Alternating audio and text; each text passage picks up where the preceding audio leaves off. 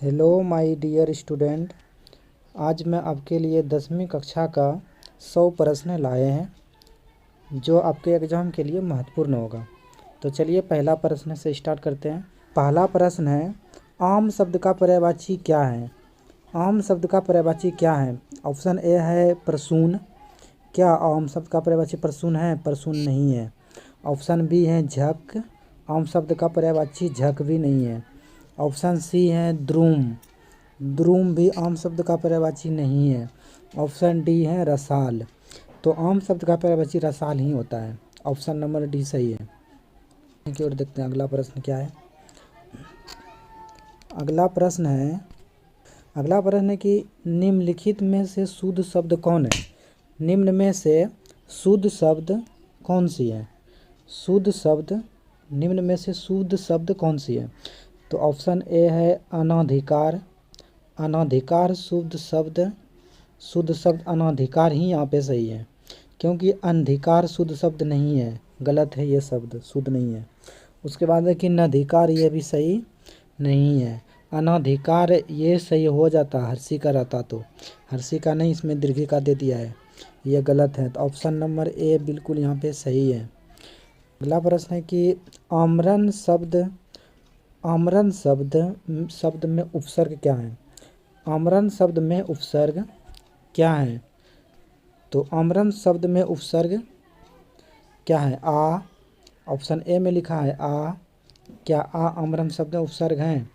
हाँ बिल्कुल, आ ही आमरण शब्द में उपसर्ग है, क्योंकि ये मूल शब्द है। मरण जो है मूल शब्द है। मूल शब्द में आ यहाँ पे आकर के क्या बना दिया, उसका अर्थ बदल दिया है, जो कि आमरण बन गया है। इसका मतलब है कि मूल शब्द में कोई पहले शब्द अगर जो जुड़ जाता है, जिसने के अर्थ ही बदल देता है उसका, तो वो उपसर्ग होता है। तो यहाँ पे उपसर्ग आ है। कौन है?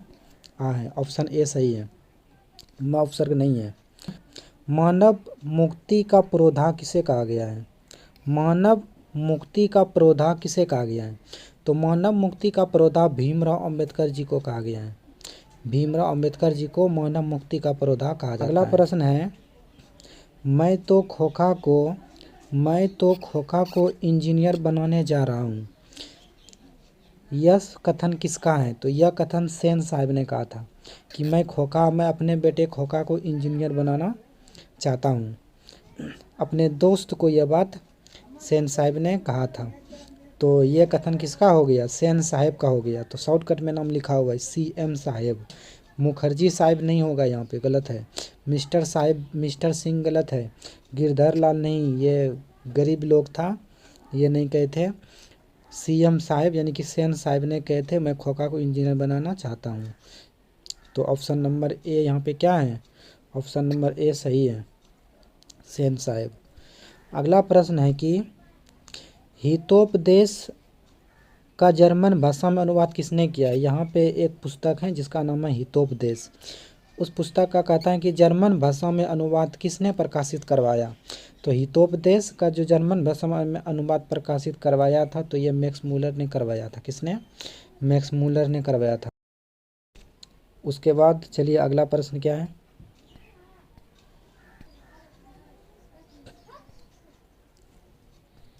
चलिए अगला प्रश्न है, 7 नंबर प्रश्न है, निर्वंश विद्या का संबंध किससे है? निर्वंश विद्या का संबंध जो है वो मानव विज्ञान से। किससे है? मानव विज्ञान से निर्वंश विद्या का संबंध है। ऑप्शन ए खगोल विज्ञान गलत है। वनस्पति विज्ञान, सी नंबर गलत। विज्ञान ये भी गलत है, सही नहीं है। ऑप्शन बी से यहाँ पे मानव विज्ञान से संबंध है निर्वंश विद्या का। चलिए अगला प्रश्न क्या है। अगला प्रश्न है कि किस देश के लोग ने बड़े बड़े नख पसंद करते हैं? यानी कि कौन सा देश का लोग ने बड़ा बड़ा नाखून रखना पसंद करते हैं? तो वो गौड़ देश के लोग ने बड़े बड़े नाखून रखना पसंद करते हैं। तो ऑप्शन नंबर डी यहाँ पे सही है। अंग देश के लोग नहीं, गंधार देश के लोग, ये लोग नहीं, कैकेनिया देश के लिए नहीं, ये सब क्या है? गलत हैं। गौड़ देश के लोग बड़े बड़े नख रखना पसंद करते हैं। चलिए अगला प्रश्न है कि सूर्य नामक पुस्तक किसकी रचना है? ये सूर्य जो पुस्तक है किसकी रचना है, यानी किसने रचना किया था सूर्य नामक पुस्तक की? सूर्य नामक पुस्तक की रचना किसने किया था? इसका आंसर सी होगा, गुणाकार मूल्य। गुणाकार मूल्य का ये पुस्तक है। सूर्य नामक पुस्तक किसकी रचना है? तो गुणाकार मूल्य की है, नागरी लिपि चैप्टर से। क्या है अगला प्रश्न? चलिए ऑप्शन यहाँ पे सी सही होगा। अगला प्रश्न है,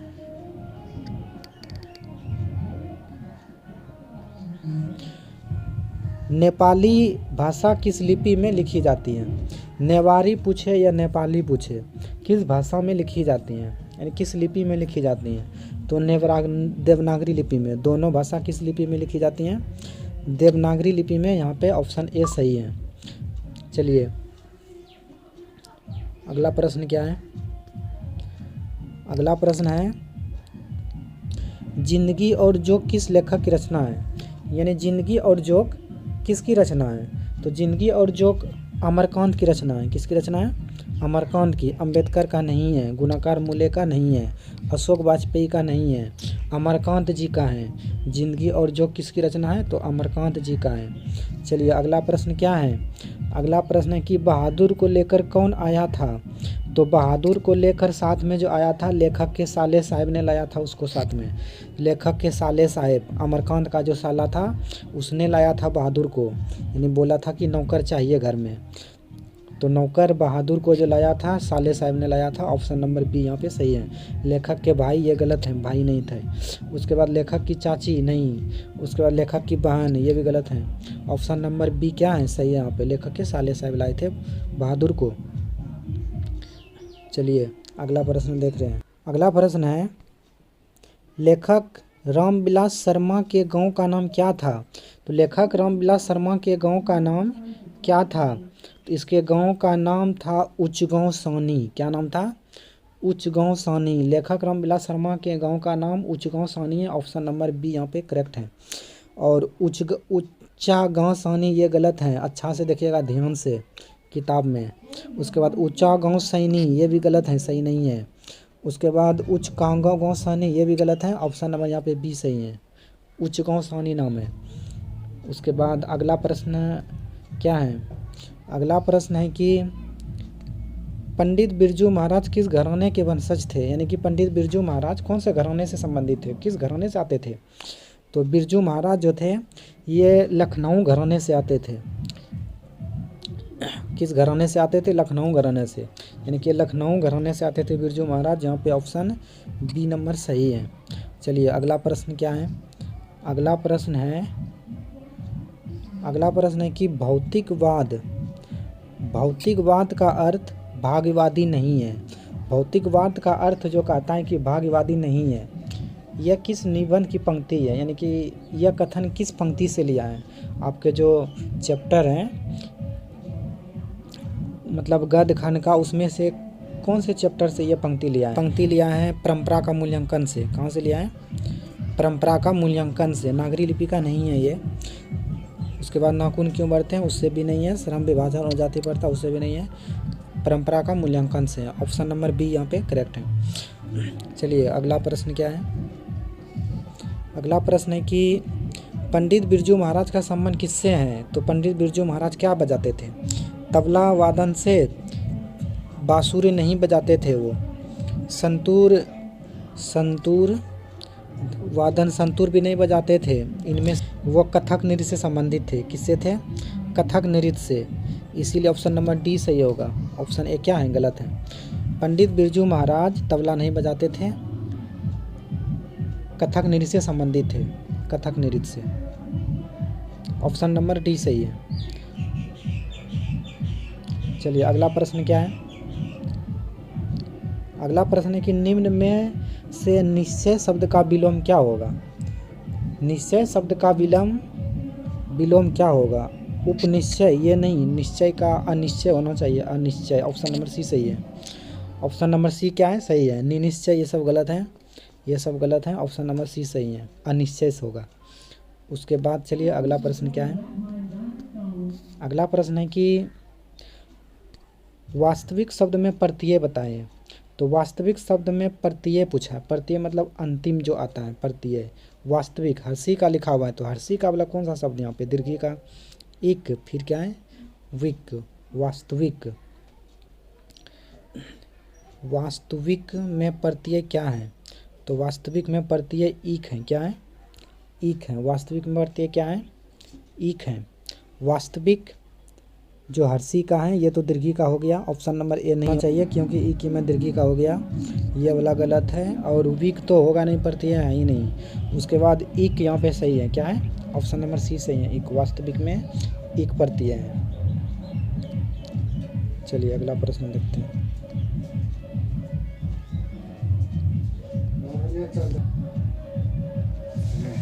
चलिए अगला प्रश्न है, रुचि शब्द का विशेषण क्या है? रुचि शब्द का विशेषण रुचिक, ये गलत है।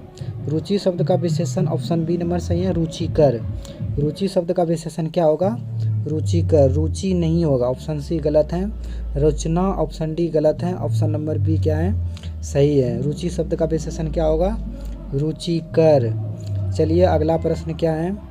अगला प्रश्न है, चलिए अगला प्रश्न क्या है? अगला प्रश्न है कि महाराज शब्द का स्त्रीलिंग रूप क्या है? महाराज, यहाँ पे क्वेश्चन गलत हो गया है, यहाँ पे महाशय होगा। महाशय शब्द का स्त्रीलिंग क्या है? महाशय, ये तालफ्सो है। महाशय शब्द का स्त्रीलिंग रूप क्या है? महाशय शब्द का स्त्रीलिंग रूप महाशया हो जाएगा। क्या हो जाएगा? महाशयी, ये गलत है, ऑप्शन नंबर ए सही नहीं है। ऑप्शन नंबर बी है महाशया, यही सही है। महाशयनी ये गलत है, ऑप्शन नंबर डी भी क्या है? गलत है। ऑप्शन बी नंबर क्या है? सही है। महाशय शब्द का स्त्रीलिंग रूप क्या है? महाशया। उसके बाद अगला क्वेश्चन क्या है? अगला क्वेश्चन है कि भानुमति का पिटारा, भानुमति का पिटारा मुहावरे का अर्थ क्या है? भानुमति की अटैची, आवश्यक वस्तुओं का भंडार। ऑप्शन नंबर बी क्या है? आवश्यक वस्तुओं का भंडार। और ऑप्शन नंबर सी है भानुमति की संपत्ति। नहीं, यहाँ पे बी नंबर सही है। क्या है? बी नंबर सही है। भानुमति की पिटारा, भानुमति की पिटारा का मुहावरे का अर्थ होता है आवश्यक वस्तुओं का भंडार होना, जो कि किसी व्यक्ति के पास बहुत सारा वस्तु होता है जिसका कि मतलब आवश्यक वस्तु उसके पास और भंडार है। समझो तो उसके पास कारखाना है वो वस्तु का, तो वो भानुमति का पिटारा मुहावरे का अर्थ क्या होगा? आवश्यक वस्तुओं का भंडार होना। तो ऑप्शन नंबर यहाँ पे बी क्या है? सही है। चलिए अगला प्रश्न क्या है? अगला प्रश्न है कि अज्ञान शब्द कौन सा समास है? अज्ञान शब्द कौन सा समास है? तो अज्ञान शब्द पूछा है, अज्ञान शब्द कौन सा? नोक्ष समास है। अज्ञान शब्द में कौन सा समास है? नोक्ष समास। सही है, अज्ञान शब्द में नोक्ष समास है। उसके बाद क्या है? अगला प्रश्न क्या है? अगला प्रश्न है कि निम्न में से भाववाचक संज्ञा है। तो भाववाचक संज्ञा कौन सा है? बुढ़ापा। बुढ़ापा ही यहाँ पे क्या है? भाववाचक संज्ञा है। अगला प्रश्न है कि बहादुर शीर्षक कहानी के निर्माता कौन थे? तो बहादुर शीर्षक कहानी में जो निर्माता थी वो कौन थी? तो निर्माता जो थी लेखक की पत्नी थी। क्या थी? लेखक की पत्नी। लेखक की बहन नहीं थी, लेखक की पत्नी थी। ऑप्शन ए सही नहीं, ऑप्शन बी सही है। क्या है? ऑप्शन बी सही है। बहादुर शीर्षक कहानी में बहादुर शीर्षक कहानी के निर्माता कौन थी पूछा है, तो निर्माता लेखक की पत्नी थी। चलिए अगला प्रश्न क्या है? अगला प्रश्न की ओर चलते हैं। अगला प्रश्न है कि आशा दीवार किसकी रचना? तो गुरु नानक की रचना। किसकी रचना है? गुरु नानक की रचना है आशा दीवार। रसखान गलत है, कुंवर सिंह नहीं होगा सही, रामधारी सिंह नहीं होगा। उसके बाद क्या है? गुरु नानक सही है यहाँ पे। आशा दीवार किस कवि की रचना है? तो गुरु नानक की रचना है आशा दीवार।